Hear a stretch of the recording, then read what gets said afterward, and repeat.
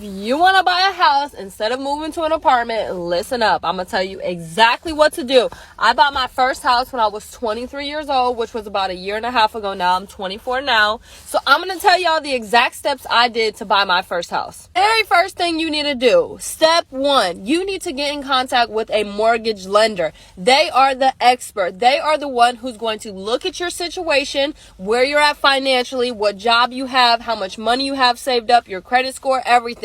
And they're going to tell you exactly what you need to work on doing in order to get set up to buy a house. All you need to do is Google mortgage lenders near me and then literally call a couple of them. Do not go with the first one, and see which one you like.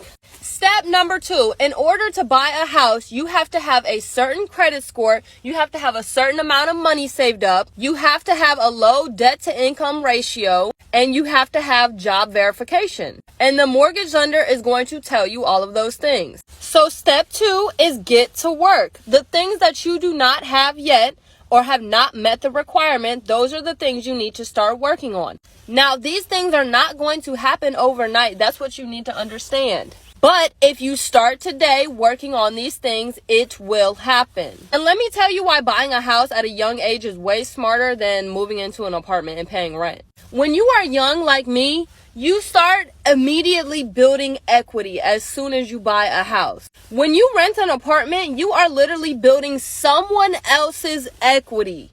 Literally all you're doing is paying someone else's mortgage.